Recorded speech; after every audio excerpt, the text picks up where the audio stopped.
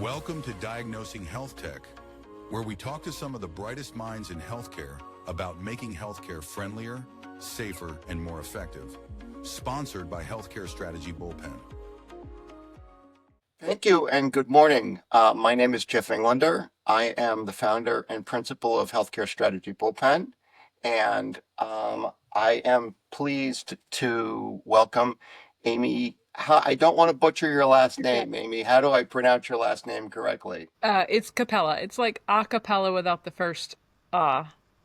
Perfect. We have a music reference right off the bat. I like that. So Amy has been kind enough to join us. Amy is a PhD. She's the vice president of data strategy at Infoworks. She is also an adjunct assistant professor at Vanderbilt, and also was an assistant professor of practice in computer science and engineering at Vanderbilt. And for those who don't know, a professor of practice is a slightly more prestigious, position at a university. And so that's wonderful, Amy.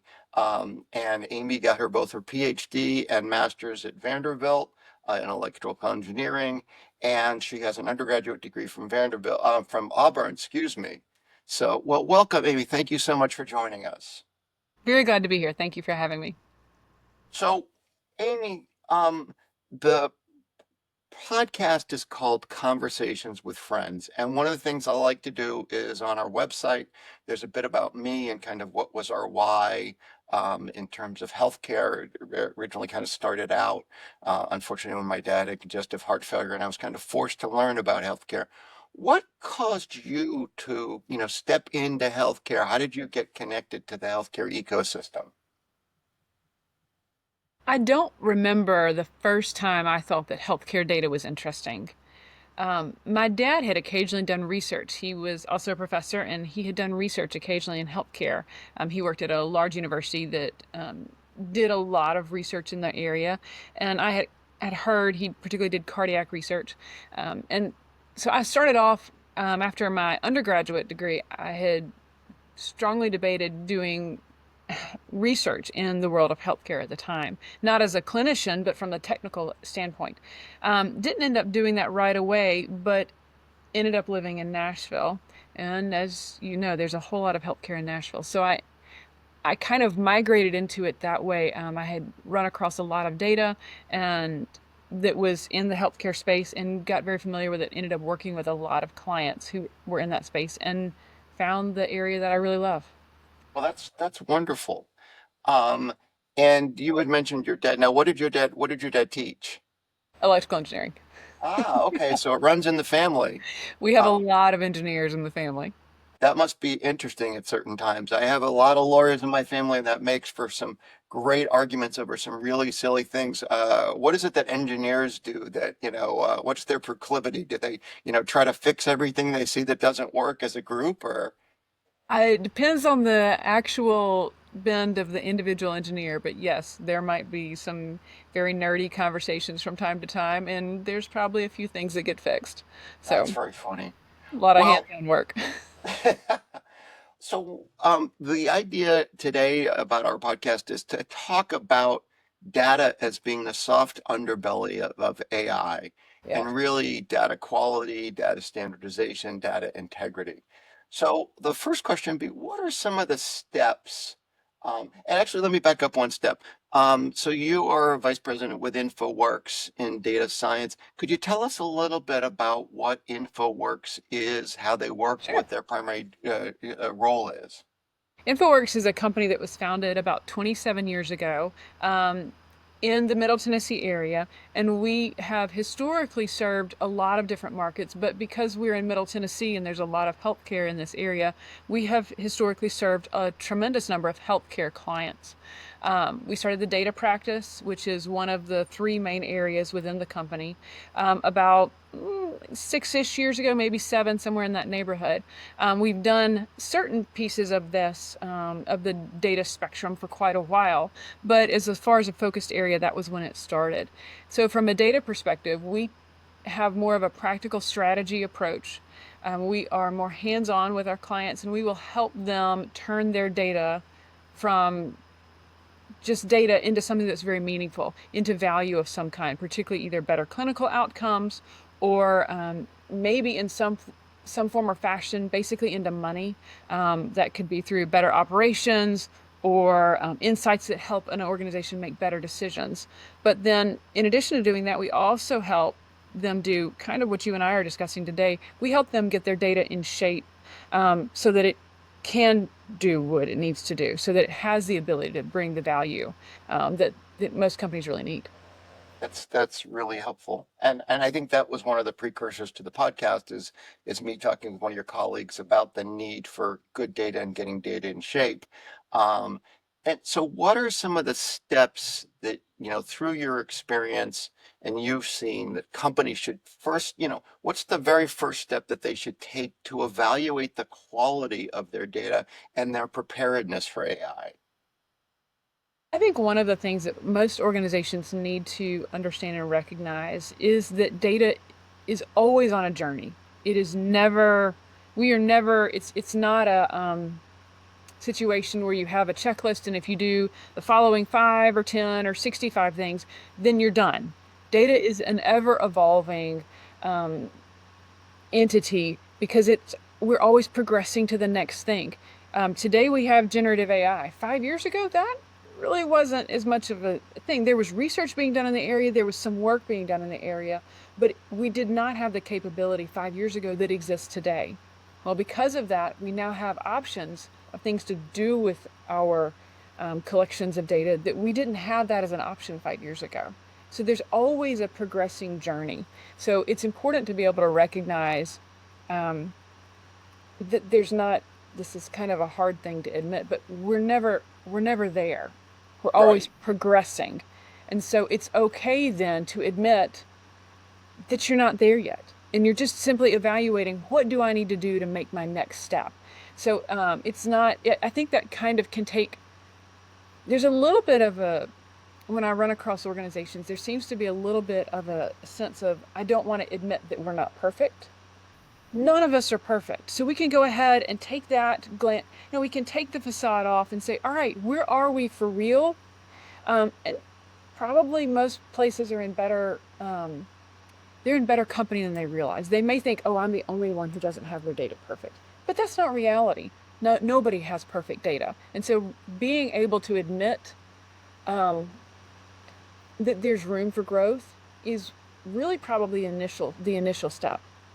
And then you can figure out, where do I need to grow? How do I need to advance? But recognizing all of us have room to grow in our data capabilities. And you mentioned that, nobody's really perfect. And I think in our conversation as we're preparing this, one of the things we talked about is there are certain things you can do with data that's somewhat imperfect. And there are certain cases where you need to really work on the quality of your data. Yes. How would you distinguish those and are, through your experience, are there certain types of projects where you may need to kind of tweak or update, and there are certain kinds of projects which may be bigger, and how do you distinguish between those? It's a bit of a challenging question. Um, I'll I'll give a little bit of a story. One of the clients that we helped recently, we came in and had the initial project with them was to try and help them understand where they were with their data and what some of their next steps could be. So we came in and talked with them and had some conversations. And what we came away with was that there was a lot of silos within their organization as far as Jeff, if you had been in there, you would have had your own collection of data and you trusted your collection of data and maybe 2 or 3 other people's, but not anybody else's. And I Yes, might have silos are not uncommon in healthcare. no, it's really not. And based on that, it put them in a particularly precarious position because they needed to be able to trust one another's data. The clinicians needed to be able to trust what the data team was telling them, and the data team needed to understand what the operations team was saying. There was a lot of distrust. Removing that distrust was step number one. That's the first thing. Because of that, and because of the condition of their data, they actually needed a whole, they needed to basically re-platform their data. But not everybody is in that position. Sometimes, if you're just trying to do a smaller component, or maybe It's that the most of your data is good and you're just trying to get a little bit cleaned up for a particular project, then you don't have to go to the whole effort. And I probably wouldn't start in general with a whole replatforming. I would start a little smaller. That leads me to a perfect follow-up question is if you're doing a project, what kinds of projects do you not need to start with the whole boil the ocean, which is, and where would you typically, can you give an example of like where you might typically start? Yes, but let me draw an illustration. I think you and I had talked about this earlier. Think of it like maybe pick the nastiest or the dirtiest room in your house. In my case, that's going to be the garage. That's where I don't want to have to deal with it. I'm just going to put that there. That's where the extra boxes go at Christmas time if they don't fit in the trash. There's just stuff that we don't want to deal with in the garage. Um, if I were to try and clean the whole thing at one time, that's going to take maybe I go, look, I don't have a whole Saturday to try and clean the garage. I've only got 2 hours. So, all right, how am I going to pick what I'm going to clean? Well, I'm going to pick something that I can accomplish in 2 hours. Or maybe it's I really need to get the sports equipment straightened up. I need to pick up the soccer balls, make sure they're all in one place, make sure I put the volleyballs in, make sure that I get that part organized. You can kind of relate that to how we deal with data. You have to pick. We all have boundaries. Most places, as a matter of fact, I don't know that I've run across any place that has an unlimited budget with unlimited personnel and unlimited time. Nobody has that situation. We all have something that's a little bit more concrete. We have this amount to spend on this particular project, or maybe we know we've got a range, but there's some limiting factor. Maybe it's time, maybe it's people, maybe it's I have to have this ready by this date, or I need to have this particular insight. But regardless, we have boundaries. What an organization needs to do in that situation, they need to prioritize. Simply, just old school prioritization. What is the value I'm going to get out of this particular effort, and is it worth the cost? Same sort of thing you do any day when you go shopping. Did I really want to spend $7 on eggs today, or did I not? It's it's simple. It can, from a conceptual standpoint. Now, implementing it can be more difficult, but you simply go with what brings the most value for the situation that you're in. And how do you, once you make that decision, I assume there's various different numbers, but as you're trying to sell this, I guess is the best term, to the board, to the client, to the CEO, what kinds of numbers would you say you can get in terms of the return on investment for working with the data? I won't say completely cleaning, but working with the data and in terms of enhancing the productivity of your AI investments. I have seen numbers anywhere from anything in the hundreds of thousands all the way up. I had a client not long ago mention to me numbers in the low billions. So that you can get a lot of value. Now that client's not a small client. Right. It's a large organization. Most places aren't going to get that kind of return. Um, but in the hundreds of thousands of dollars would be an easy starting point, easily in the millions, depending on the situation. Um, my goal, whenever possible, is for what a client's return on their investment with us. Because I work at a consulting firm, so I'm basically selling people's time and particularly their expertise. I should have mentioned that. Um, when they work with us, I would like for them to get a tenfold return on their investment very soon. If possible, within the first year. Sometimes it will take a couple of years, but they need to be able to get a very quick, high rate of return on their investment. Yeah, that makes sense. And I've heard numbers anywhere from 5x to 10x of working with your data to help improve the return and productivity of that investment. Now that is a bit of a hard sell, particularly when we're talking large numbers, um, and pardon the expression, but it's not quite as sexy as the board and the CEO and people. You say, oh, So, we're spending this money on AI, numbers free up a little bit. right. So how do you make that case, and I don't want to say, sell, because it's a logical conclusion. If we spend this money, we're going to get a better ROI. How do you make that case to your customers and, to the people who are allocating the money? It depends on the individual. Typically, I try and tailor it to what a company's specific needs are. But it's really not that different from let's pick on food again. It's one of my favorite topics. Um, if you're one of the things that I like when I go to a restaurant is I'm considering the quality of the food. My husband and I started going to a farmer's market years ago, and we've maybe gotten a little bit more obsessed than we should have. So I have noticed particularly the quality of the food, and I've gotten to where I can taste it. And when I don't taste, when the food isn't quite as good a quality, it doesn't taste as good to me. And to be honest, in short order, I don't feel as well. If you run into the same thing with data, if we have not adequately prepared our data, we end up in a situation where the insights aren't clear, or worse, they're out and out wrong. And the dangerous thing is, do I know if they're wrong? So it's kind of like if you're eating fish and you don't trust the restaurant that you're eating the fish at, you may not want to eat it. You probably don't want to get sushi at a roadside stand. I wouldn't recommend it. Probably not your best choice. Well, I would rather it not have that kind of consequences. But for some organizations, the consequences, to be frank, would be far worse than getting food poisoning. Um, yeah, and so having a conversation that's realistic, not in a let me scare somebody kind of way, that's not productive. But to say, does this number need to be right? Or is it directionally appropriate good enough? And those are important conversations to have. If the number has to be pretty close to perfect, well, then you care more about the data quality. But if the number just has to be, well, we're heading on that road versus this road, sorry, I'll get a little closer. Then if it's just, I need to head in the general right direction, then it doesn't matter maybe quite to have the information quite as perfect. So knowing the use case is really important when talking to an executive. Knowing the approximate cost is very important.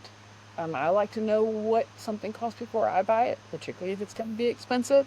And then knowing what benefit am I going to get out of this is it's straightforward and reasonably simple. But those are the kinds of questions that executives want to know. I think you have given probably two of the best analogies we have had here on the podcast, and you have given some, really practical advice. So if nothing else, the one thing people will walk away is, watch where you get your fresh fish and your That is sushi. important. Yes.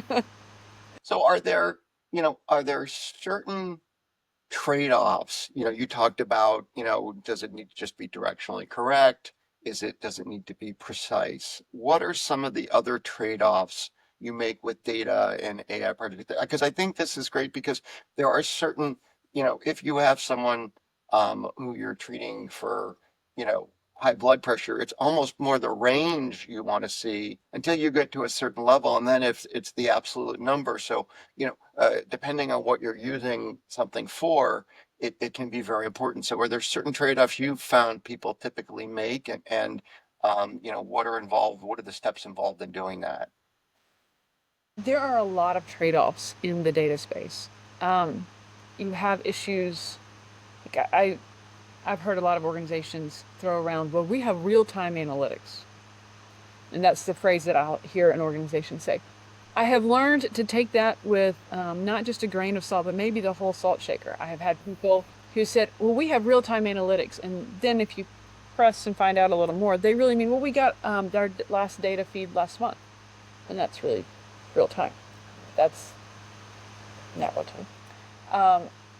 And then there's a whole range up to an actual real time, or as close as it can be. The trade-off, why I bring that up as an example, if an organization comes and says, well, I need real-time analytics, very few actually do. But real-time analytics is expensive. It's expensive from the hardware, it's expensive from the design of how the systems work. It's expensive. You only want to use real-time analytics when you actually need real-time data. It's just something, if you can avoid it, it's probably a good idea to avoid it. Now, you might want to prepare for that in the future and prepare for moving that way. Set up your lake house, your whatever platform you're using for your data, set it up so that it can implement that at some point in time, or you can migrate easily. Um, but there are certain areas within data that are more expensive. Compute time is expensive. If you can minimize your compute in some form or fashion to help, if price is more important than being able to compute something at the same level or at the same speed, then you change it.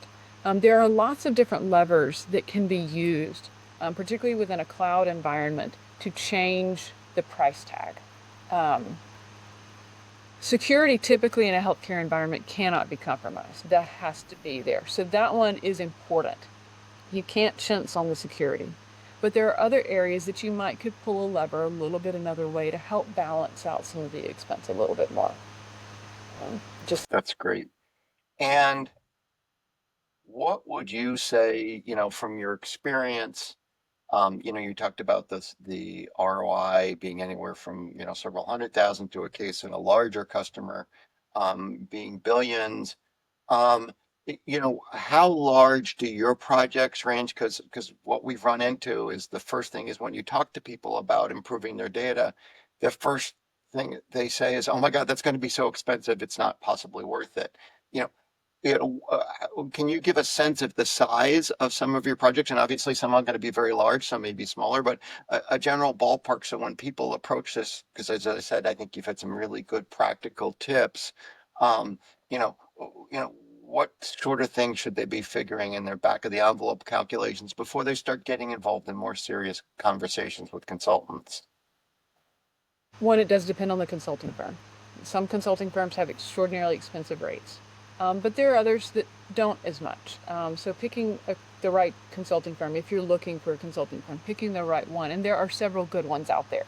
Um, I obviously like Infoworks, but there are several great consulting firms around. Our projects typically range somewhere, we have a few that are less than 100,000. That's reasonably uncommon. I had a very profitable one for a client. It's profitable for them. It was useful for us, but I think the original cost was $50,000 and they were able to gain, I believe it was over between $2.5 and $3 million worth of recompense within each year. And so that was a big bang for the dollar for them, which is the way I like it. Um, but then we also have projects that range up into the low millions. It is unusual for us to have a project that is larger than a few $1 million. That is atypical. Infoworks is more of a boutique consulting firm, and so we don't typically have very massive projects. Um, Many data projects run within, they're probably between 100,000, maybe more typically between 200,000 and about 700,000. So that's a, $500,000 is a reasonable range. But for $500,000, you can get a lot of benefit. We have another project. I'll just pick on one of my favorite projects. It has been running for quite some time, and it runs. We've been working with this particular organization for years, um, but the project is in the neighborhood of, I think it's about 300,000, maybe a little bit more, $350,000 per half year. Um, but they have been able to get a lot of benefit, both in the monetary sense and um, they are being recognized for their work. There's some papers that are, or at least one that's about to be published. There's some really excellent work that they've been able to get from that. Now, I will give the caveat, their data started off in pretty good shape. And so we did not have to spend as much time preparing the data. It was more on the using the data side.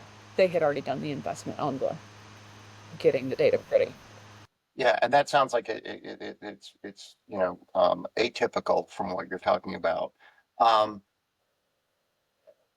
one thing that one of the themes, and please correct me if I'm wrong, one of the things I've noticed here and is that planning up front, specifying, what kind of data you need, what's really important, what's not, what do we want to do with it, how are we going to use it, who are we going to use it with, um, seems to be incredibly important, incredibly valuable, and going back and having to recreate the wheel once you've been into the project gets incrementally more expensive.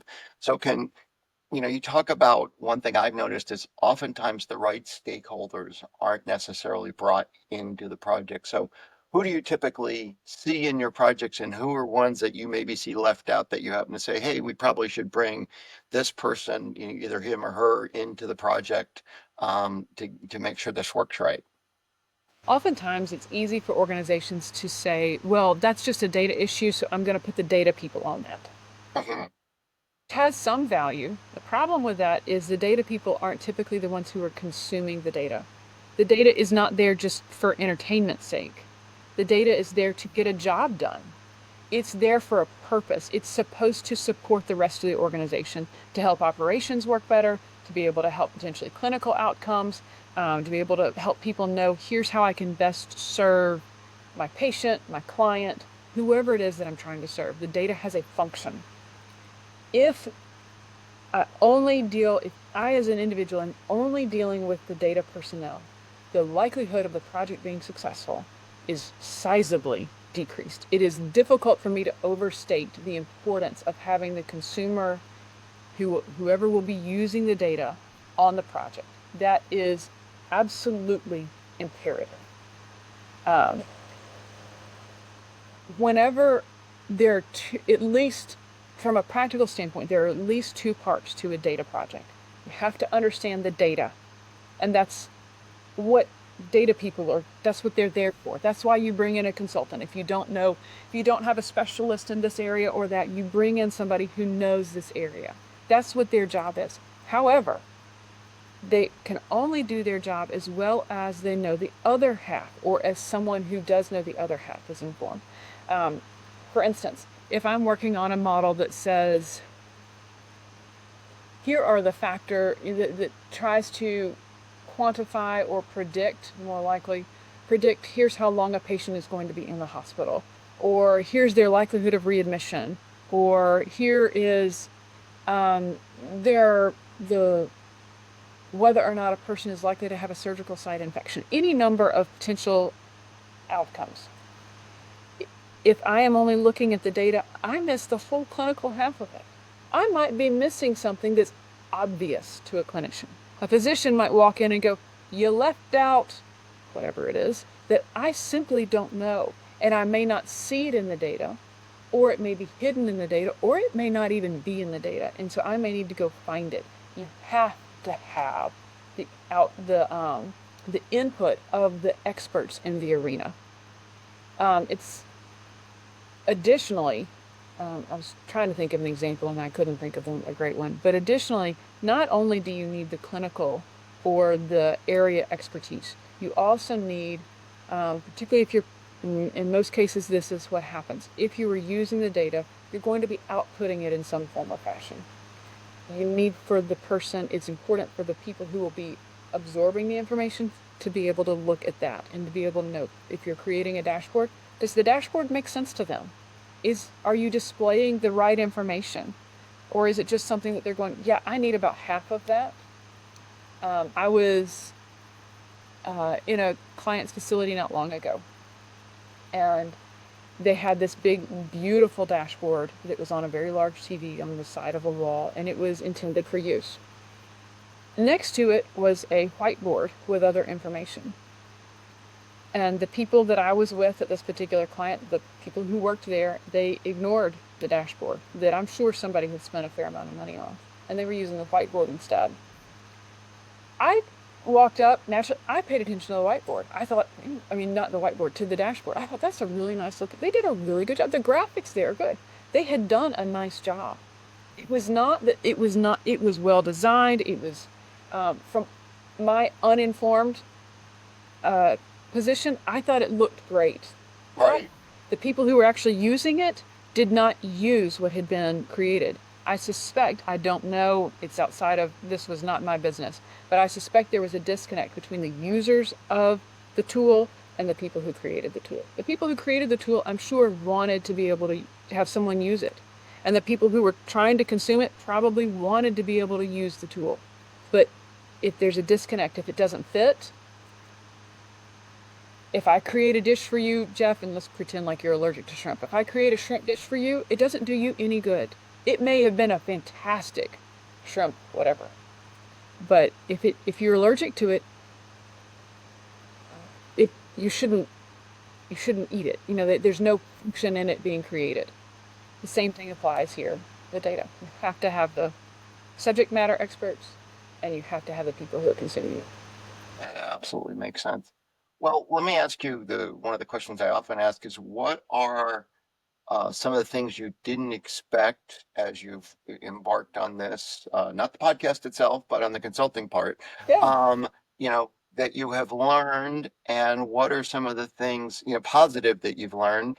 And the other side to that after that would be, what are some of the things that you've run into that you didn't expect, which have been negative? Let's start off with one that I did not expect that was good. As you noted, I'm an engineer, and I come largely from a family of engineers. We are practical people. Um, we might do sarcasm, but we're pretty straightforward.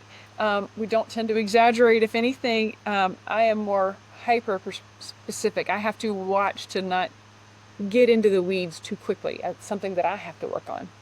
Um, and I also have grown up largely in a very technical space, as far as I did not take touchy-feely classes ever.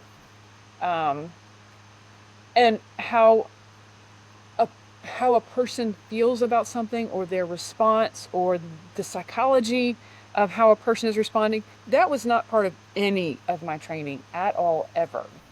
It's exciting, and I'm picking on my own people here. It's exciting if an engineer knows how to match their clothes. So you do, you don't you don't go to the engineering school typically, and there are exceptions to this, but you don't typically go to an engineering school and go, "Wow, these folks are so in touch with people."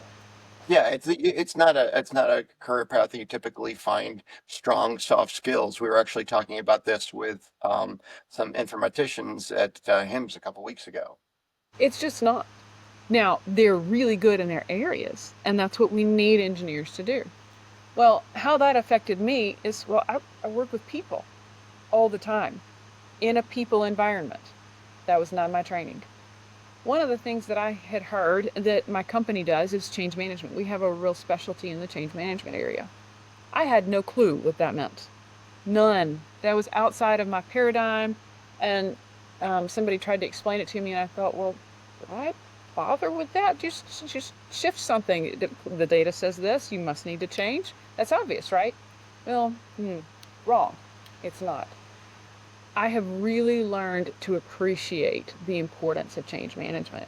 It really does help, and this is just swapping the words around, but for whatever reason, it makes more sense to me. Managing change. Change is something that most of us cringe at.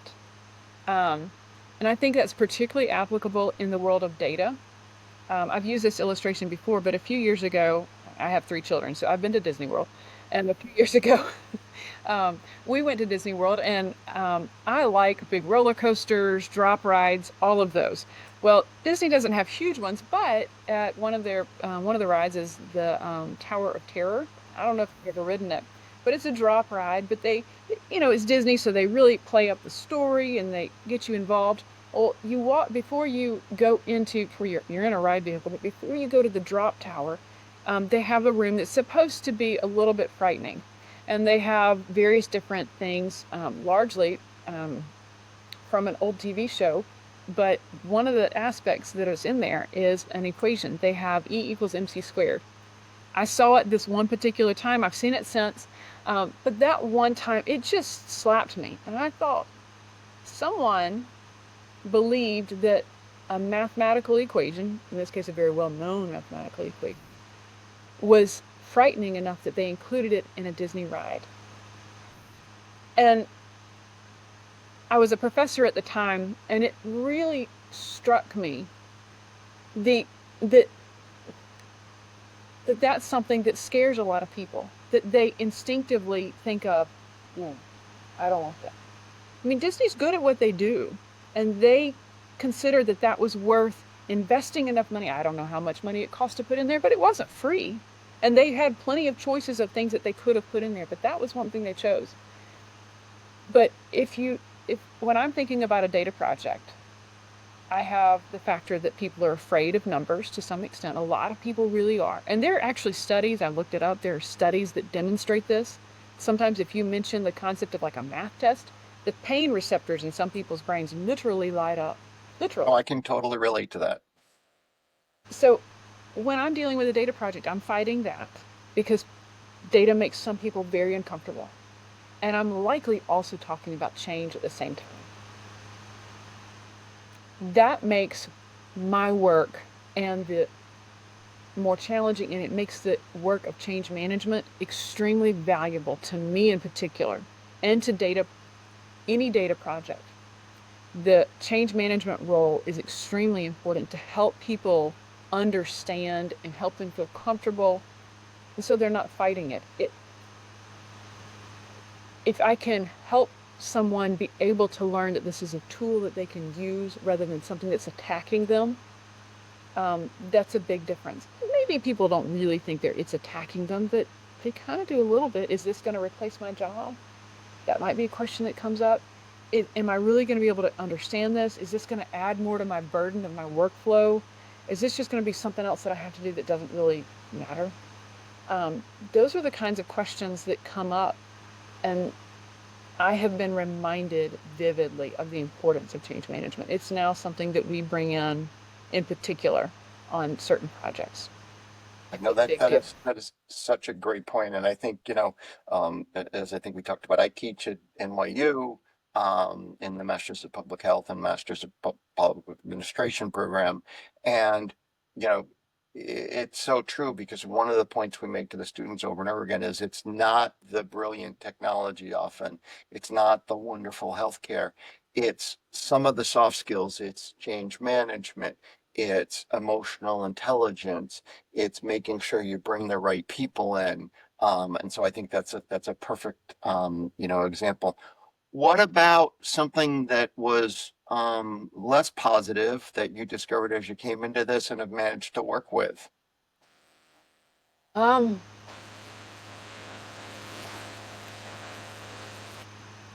that I can't solve every problem. I want to be able to fix everything for a client and make sure that everything is perfect. And for a lot of different reasons, that's not always one of the options that I'm given. We are typically, we have to work within the space that we're supposed to work within. And I'm not supposed to go over and fix this other problem. Um, Typically, we'll work with a client for a while, or we will come back and help them with a different project. But I, I would love to be able to fix more than I can. I think those, really terrific. I think your analogies are wonderful. You're definitely going to get the analogy prize from Diagnosing Health Tech, Amy. Thank you so much. I mean, just kind of to recap, some of the things you've talked about, I think, one is that, people's data does not need to be perfect. No. It can be imperfect. People are imperfect.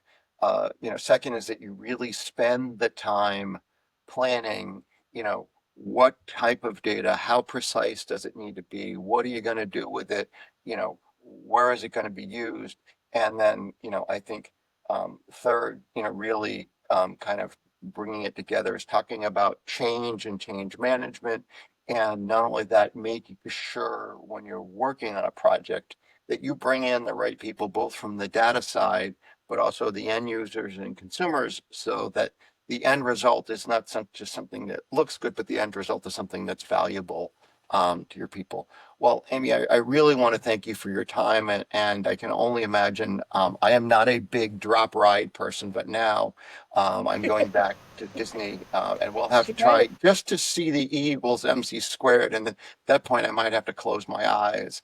But thank you so much. As I said, I'm Jeff England. I'm the founder and principal of Healthcare Strategy Bullpen.